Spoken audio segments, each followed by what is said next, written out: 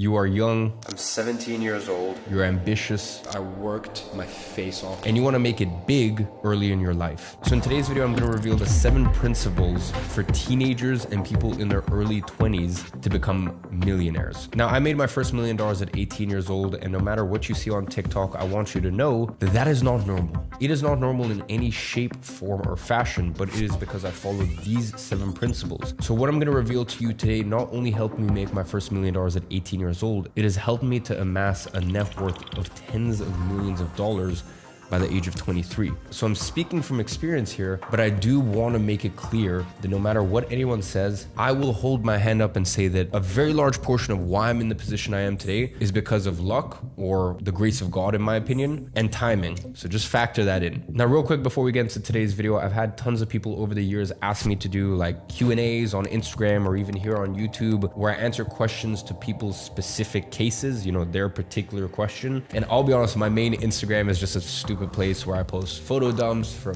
trips, business trips, what's going on in my life, stuff like that. But earlier this year, I created an Instagram account called @TalkWithEman. So you can just pull up your phone and request to follow that account. I usually tell my team to let in 1,000 or 2,000 people a week. I try my best, okay? I will hold my hands up. Sometimes I do miss it, but I try my best to do a weekly Q&A, just answering all of your guys' business life questions. So go ahead and follow that account if you want a little bit more business advice. But apart from that, let's get back into the video. The first principle you need to learn if you want to be a millionaire in your teens or your early 20s is that in order to be a king, you must first be a pawn. And this is really the issue with this generation. And I say this generation even though I am included in it, but I grew up with very traditional principles around respect. I come from a background that is a mix between Eastern European and Middle Eastern. So like growing up, you have no option. You learn respect and you learn the pecking order. And I learned from a young age that you respect your elders. And that's why still to this day, I still sit across the table from people that, I'm gonna be very honest with you, are far less successful than I am, but I shut the fuck up and I listen. Because for me, in my culture, you listen to your elders. Now that doesn't mean you need to take everything that they say on board, but you at least listen. And because I grew up in this environment of learning respect, I learned that, hey, you can be a king one day, but in order to be a king, you first need to be a pawn. You first need to be able to earn your stripes. And by the way, I earned my stripes from a very young age. I started my first entrepreneurial ventures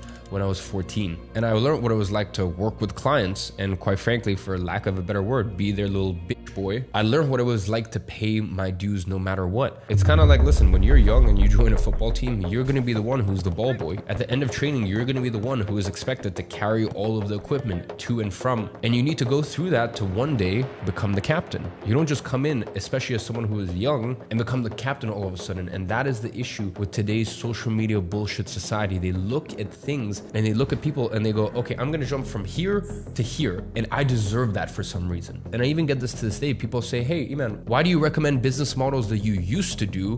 Why don't you recommend what you're doing right now? Do you realize how stupid that sounds? Do you realize why I may suggest business models I did when I first started my entrepreneurial ventures, or within 3 years into my entrepreneurial ventures, not now that I am coming up to my 10th year as an entrepreneur? Do you not realize why I would suggest businesses that I started as a pawn, as someone with no resources, no connection, no money, nothing? Do you realize why I suggest those businesses rather than the businesses I have now with millions of followers, subscribers, tens of millions of dollars? Like, I'm sure you can kind of see why I think this is better than this. But this is what I'm saying. The younger generation, they look at things and they're like, no, I want to jump straight to the finish line. You have to earn your fucking stripes. So just remember, to be a king, you must first learn to be a pawn. And there is nothing wrong with that, by the way. There is honor, there is nobility in starting from the bottom of the pecking order, being quiet, respecting the process, and understanding that you will eventually work your way up the totem pole.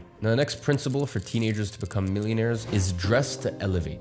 And here's what I mean by that. When you are young, people are gonna automatically discredit you. You don't wanna make it worse by the way that you dress. So here's the thing, you can have a 30-year-old that dresses in big labels, Gucci, Balenciaga, wears the funny shoes and all that stuff. And listen, I mean, I'm not against it. Sometimes when I'm feeling comfortable, I dress in streetwear, but if I'm going to an important meeting, I can guarantee you I'm not dressed like that. And my point is that you can get a 30-year-old that dresses like that looks like a 20-year-old, whereas you can get a 18 or 20-year-old that dresses very traditional, very classic, and you can get an 18 or 20-year-old that looks like they're 30. So the point is, don't spend crazy amounts of money to have all these labels and this and that. And I don't think that's a good idea ever, unless you really can afford it, you have a full wardrobe, and sometimes you just want to be a little playful. My best recommendation is just go for clothes that have no branding, no label. And I'm not saying that you need to dress in 3-piece suits. Listen, even if you just go in a simple black t-shirt, simple trousers that aren't too baggy, and definitely no skinny jeans, and just some classic timeless shaped shoes. Listen, you're not dressing incredibly well, but the point is you can kind of hold your own in any room. Sometimes less really is more. So first learn how to just dress classic and timeless, and then later down the line you can start incorporating some suits. You can start incorporating some double-breasted suits. Maybe before you go to the suits, just get some nice blazers, and you can pair the blazers with trousers. It doesn't need to be a full suit. You know, a lot of times I'm just very comfortable with a nice round neck t-shirt, not like this. This is a lot more, you know, it's a Sunday today, very home comfortable shirt. So not something as casual as this, just a nice fitted white t-shirt or black t-shirt and smart blazer over the top, some trousers and some smart shoes. And you have a very classic timeless look that's not overly formal, and you're never going to be too overdressed in any situation. And then, as I said, later down the line, you can get into your double-breasted, you can get into your 3-pieces, whatever you feel comfortable in really. But the point is that you really need to learn how to dress to elevate, especially if you're going into the world of business at a young age, because I'm being honest with you, I experienced this firsthand. People will try to discredit you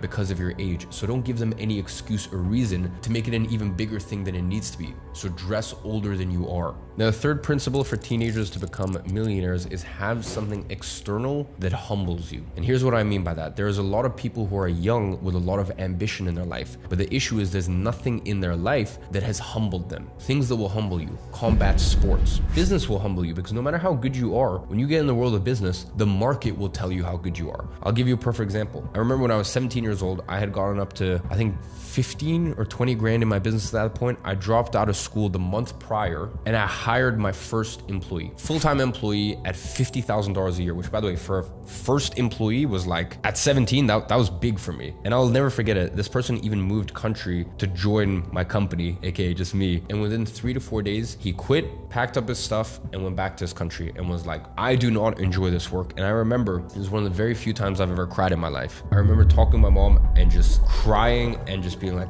wow, I feel like a failure. Your business is taking off and you're hiring your first employee, and they leave because A, the work isn't enjoyable enough, or potentially, and this is something I had to face at the time, maybe I just really wasn't an inspiring leader. Maybe I wasn't the sort of leader where my team was like, I would follow you into war. And things are very different now that I have 150 employees. We get 40,000 people a year applying to work at one of my companies, because I was humbled when I was 17 that, hey, maybe you're not as good as you think you are. Maybe you think that you're this little child prodigy. Are you sure about that? Let me humble you. So whether it's business, whether it's combat sports, you need something external in your life to humble you and put you in your place. Because the thing is, especially if you earn a lot of success at a young age, you're gonna start to think you're hot shit. And if you don't have anything to humble you, you will end up becoming your worst enemy. The next principle you need to follow is no casual dating. Either something serious or nothing at all. Listen, if you are in your teenage years or your early 20s, either you go for something serious,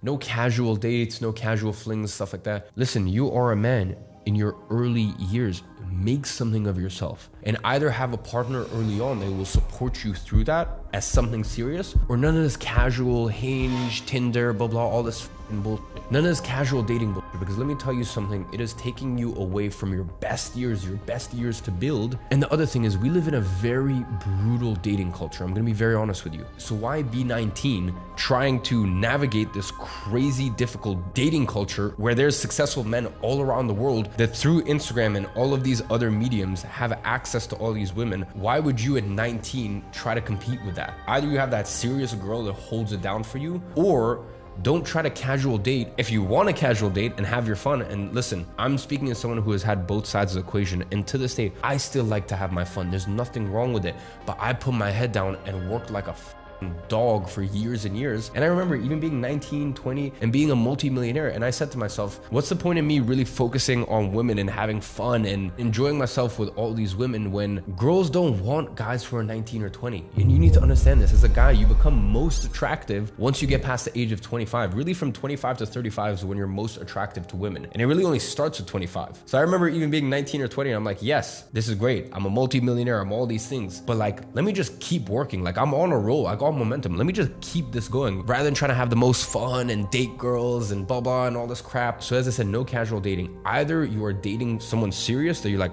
this woman could be that day one for me. And by the way, that day one girl, listen, please take this coming from me. There is nothing on earth that is more valuable than that. If you've got a day one girl and you manage to get a day one girl, you know, all these girls on a yacht, private jet, blah, blah. I have done and still do all these things. But I understand that that does not come remotely close to a day one girl who is there from you from the jump, from day one. So either aim for that, because by the way, that is the most valuable thing you could ever get in life. I'm telling you this. So either you get that or just don't casual date, because you are in your building phase. You have so long, especially as a man. And I know I keep talking to men and I understand that there's I think 10% of my audience is women. And I always do say I make content specifically for men because I grew up without a dad. I had to learn all this shit myself. So that's why I speak to the young men out there. But I know a lot of women still watch my videos and take lessons from men, stuff like that. So as I was saying, keep your head down, keep focused, no casual dating bullshit.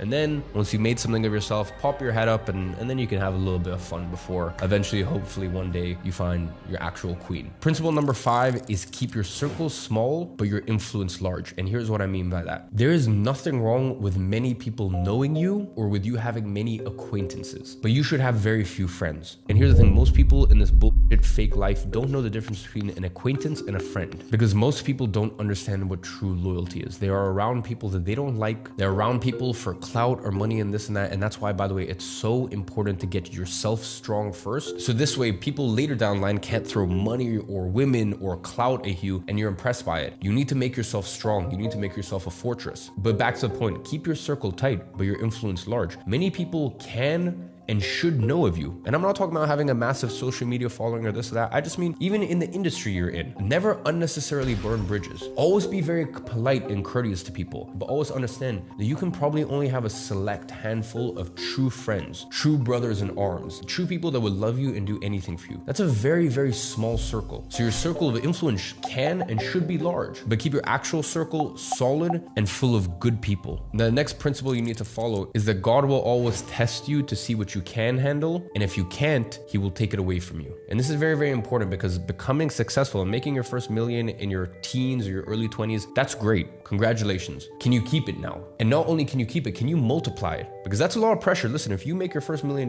when you're 18 or you're 20 or you're, even 23, that's great, but that's a lot of pressure. Every year after that, can you hold that same standard? So you need to understand that God, if he blesses you, if he gives you that million at a young age, he's gonna see if you can handle it. He's gonna see if you can humble yourself. That's why earlier I told you, have things external in your life that will constantly humble you. Business, martial arts, setting challenges for yourself and seeing if you can accomplish things that really make you dig deep. Because here's the thing, if you don't have these external things to humble you, if you don't humble yourself, God will humble you. And when God humbles you, it's with a ferocity you can't even imagine, because you're not ready for it yet. As quickly as it's given, it's taken away, and you need to understand these things. So as long as you go into it with a mindset that when you make your first million, you're not gonna be driving around in the G-Wagon and you're gonna go to the bank like a idiot and take out $30,000 in cash so that way you can do an Instagram story where you spread all the money in your hands, and now all you do is listen to Lil Baby in your rented G-Wagon and pop bottles at the beach club, and now your business is just on autopilot. God will put you in your place. So before that happens, put other things in place. I've already given a few, but even if you can get an older mentor, an older confidant to look at you and be like, you ain't shit.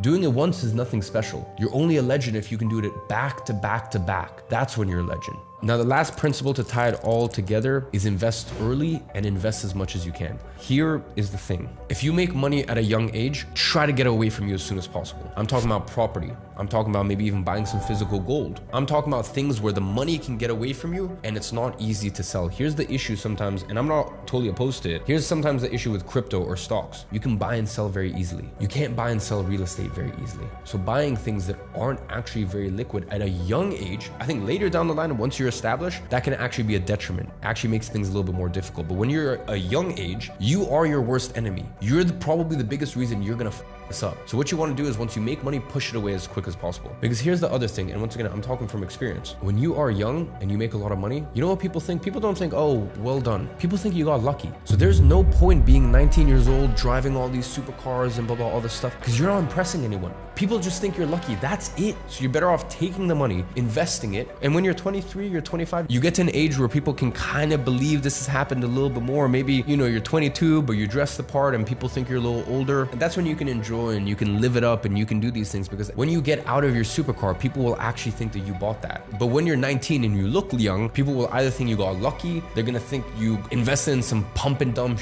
coin, or they're gonna think daddy's money. So while you're trying to flex, and let's be honest, if you're young and you're buying these supercars, you're probably trying to flex. It's not even having the intended effect. So just tell yourself, you know what? Any money that comes in, I'm gonna invest as much as I humanly can. I'm gonna make myself solid, and I'm gonna enjoy these things a little later down the line. So ladies and gentlemen, I present to you these principles as someone who can speak to you more realistically, because let's be honest, a lot of these YouTube videos you watch online are some 50-year-olds that lived in a different generation and don't understand that, hey, there's nothing wrong with wanting beautiful women around you. There's nothing wrong with wanting money, having nice cars, all these things. There's nothing wrong with that. But there's a way to do it. There's a time and a place. So I'm just coming here and speaking to you guys from experience and trying to meet you guys at where you are, which is not trying to shame you for the things that you want in life, but just telling you that there is a way to do it and there's a right timing to do things. So as I said, I hope this has been of value to you. As a reminder, I'm a little bit more active on that Talk with E-Man for actual sort of business Q&As. So go ahead and follow that account. And as always, I'm watching from afar and I'm rooting for you.